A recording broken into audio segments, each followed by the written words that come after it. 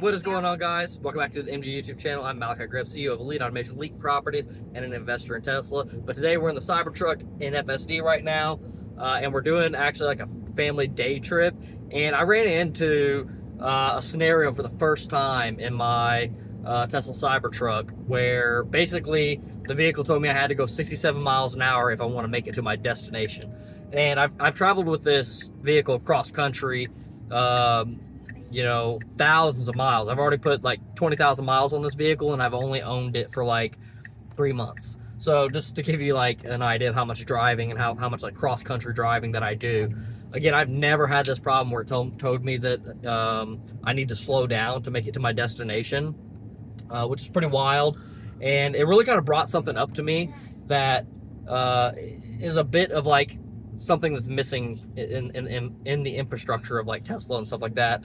Is just like we need more like destination chargers. So like if you're a business owner, or even if you have a house, you might be able to register like a Tesla wall charger at your house and allow like public access to that. So like it just really help out like other Tesla users. There's a campsite there, so it's we could plausibly get one of like rent one of those non-primitive campsites and use that campsite to basically plug in if they even allow us to do that. But yeah, it kind of put us in like a scenario where like now like we're gonna get like we have 5% battery before we to get back to the supercharger, and it's like an hour away, an hour and 30 minutes away from where we're currently at. Not that we have 5% right now, so we currently have 50%, but we will arrive at the charger with 5%. So like literally we probably only need like an extra 5% to get us back okay. But like if we can't get access to like a 120 charger or anything so we can just plug up the vehicle all day, then it's gonna like, you know, kind of put us in a bind, you know, where you're like gonna have to either travel back at like a super low speed on the highway, because it's mostly highway. And we have kayaks in the back too, so I think that's another reason why basically we lost a lot of range. Is like the tonneau cover's not closed, and we have 5 kayaks sticking out the back. I mean, you see them actually in the video right there through the glass. Look at that. That's actually pretty sick. Yeah. But yeah, so yeah, I don't know if you can tell at all. I don't think you can from the video, but like we're traveling like pretty much in the woods right now to our final destination. We're actually going to a place called Mill Creek that is like a canoeing and kayaking place, and real small town, really tiny town. You know, probably has like 100 houses in the whole town. It's near to another place called French Lick, Indiana, which is a little bit more popular, has like some casinos and stuff like that. Kind of a big like weekend date resort type of area for like people in this area, you know, for like a weekend or whatever, like couples type of thing. There's also some family stuff there too. There's like petting zoos and stuff like that as well. Now that's not too far from where we're at, and they do have like designated Tesla destination chargers there, so that's pretty cool. And one thing I also looked up is like if you're a business, you can actually do destination chargers and charge for those destination chargers. Now do a little bit of research and find out for sure, but from my research, you can actually put destination chargers and then charge a fee for individuals using that. And I don't think you need to do nothing. I think you'll have to do the initial setup, and then after that you'll just automatically get paid anytime a Tesla plugs into that charger. So I mean, you can honestly make money off of those chargers, because like say for instance, like right now I don't mind paying, you know, 20, 30 something dollars to charge, and my charge is only going to take like $10 in electricity. So it's something that could be profitable for a lot of businesses. But as a community too, it'd be really cool if like some people could, you know, list their Tesla chargers as available on the network. And actually this is something I was just looking into it, thinking about doing, is like potentially starting like a Tesla supercharger business. From what I understand, you can actually own Tesla superchargers, and then you can basically charge whatever rate you want for those Tesla superchargers. So like with that being said, if and I noticed that most places like like our electric around here is about 18 cents per kilowatt hour, but majority of the chargers that I see are anywhere between 30 and 40 cents per kilowatt hour. So that's like almost a double markup on the electricity. As far as like being able to make a profit and whatnot. Now, I'm not sure if you got to pay for the initial infrastructure. Now, it's very cheap if you just do a destination charger. Like, you just have to have your like normal electrician and just run power from your panel. And as long as your panel has, you know, enough juice, that might be like a little bit of cost that could add up. If you want to add a whole nother panel, or have like a panel designated for these superchargers, where like, not superchargers, destination chargers, because like the destination chargers take 60 amp breakers. So like if you wanted to have, you know, a few of them, then like if you want to have like 4 destination chargers, then you're probably going to need at least a 200 amp service or something like that. Probably more than that, actually. 400 amp service, and then get like 5 chargers out of it. By the way, we're on some really country, like windy roads, and like FSD is just handling this like perfectly. Oh, there's an empty school bus. Yeah, this is like super farmland. Empty school bus. Look at these empty like trucks and everything over here. That's how the farm used to be before they got cleared out. Yeah, I know. Like that one junky room. Got a stop sign out in the middle of nowhere and stop for it. That's pretty cool. But yeah, really, I just wanted to kind of make this video kind of point out that, like, you know, this scenario and share this experience with you guys. It's again not something that I've ever experienced with you know, basically a Tesla not reaching its destination. But the reason for that is because like we traveled an hour and 45 minutes outside of our town. We're actually like 20 minutes to the next town, which we could easily make it to Louisville, Kentucky, which is the next town. We could easily make it to Louisville, Kentucky, but it's 20 minutes out of our way, and then it'll have to be 20 minutes back. So we're going to spend 40 minutes going out of our way to try to supercharge over there. Like, time-wise, it makes more sense just to go 50 down the highway instead of 70, and we lose a little bit of time getting there, but, you know, we'll get there with a good enough battery percentage. And even as we've been driving, we've now gained like 7%. So, not gained, we gained 2%. We're at 7% now. So it'll say we'll reach our supercharger at 7%.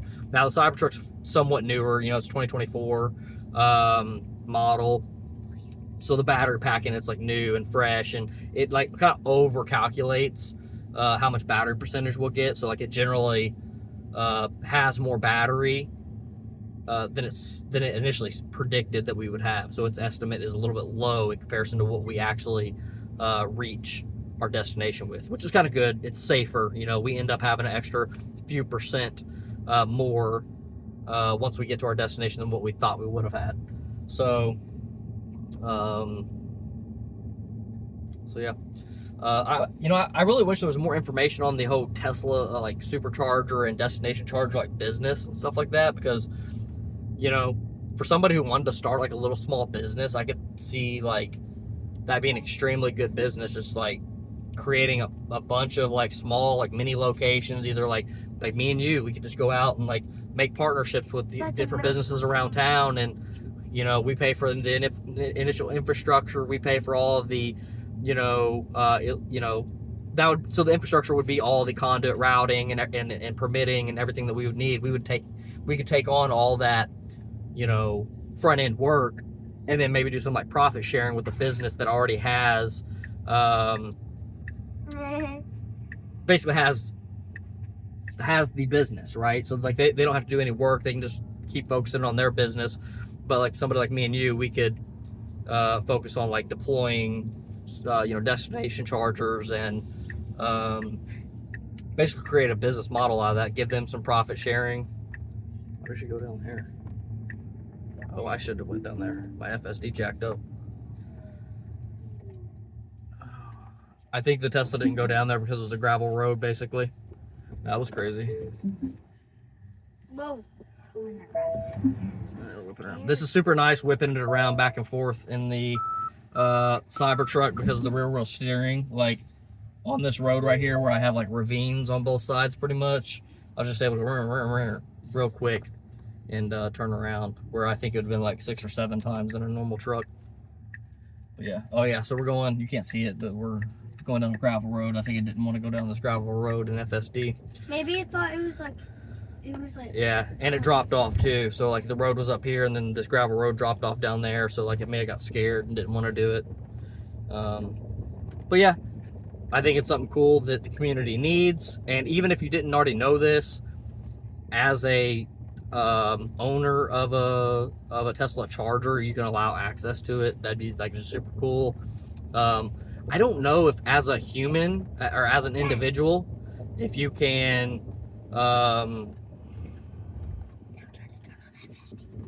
oh, there's someone here. Jeep. There's a Jeep. And someone. And a truck. Yeah. It's 12. We're gonna swim in. Whoa! Oh, that car just shaked. But yeah, so again, I don't know. This is like a tight 1-lane road thing, gravel road. It's actually not what was I gonna say? Yeah, again, it'd just be cool for the community. You could, as an individual, you should be able to put these on your network or whatever. But I don't know if you can charge for them. Like if you allowed other people to come charge on your supercharger. I know that was a problem at one point in time, people doing that. People just like randomly from the neighborhood just plugging in. But like if they're in an emergency situation, like it's kind of a cool thing to do. I mean, a lot of people were okay to like throw a 10 or 20 bucks or something like that to get a charge to get them through where they need to go if you run into that type of problem. Which I think it's not a huge deal anymore. It's only a huge deal like whenever your destination is a city. Yeah, that's what Kara's dad did, yeah.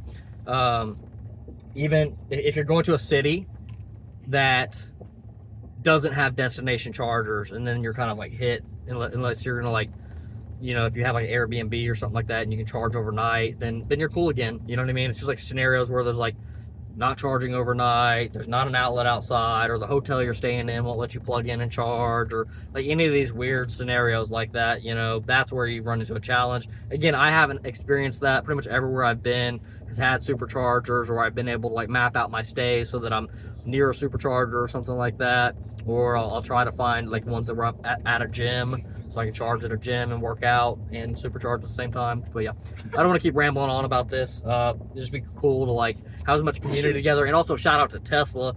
They do have one of the best charging infrastructures in the entire world, the best, not just one, the best in the entire world. But Tesla, if you could give access to like individuals to be able to charge off of their off of their destination chargers, so that way either persons can create businesses, or if they just want to be kind and say, hey, anybody can use my thing, but you are gonna have to pay for the electricity that comes out of it.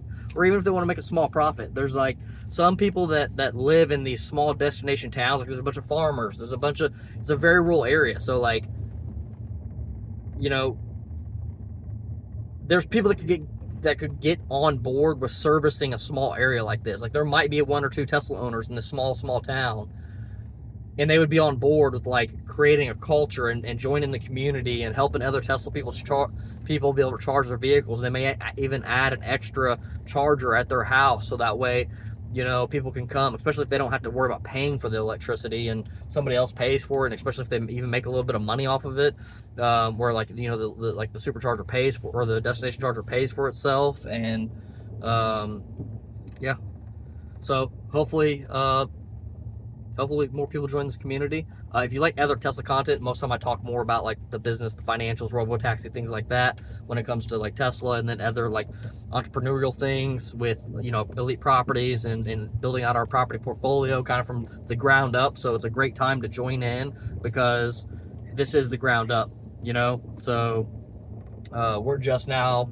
getting started with it. We have like 3 properties now, and we're scaling actually into 3 more properties this year. So yeah, join us on that journey. And I also operate Elite Automation, which is a basically a corporate company that builds custom manufacturing and automation equipment. We've got a rut here. Boop, boop, boop, boop, boop, boop. All right, I'm gonna get off here and enjoy the time with kids. We got some sick ravines on the sides, and we're gonna do some donuts. No, I'm just kidding. But catch y'all on the next one. Peace. Subscribe.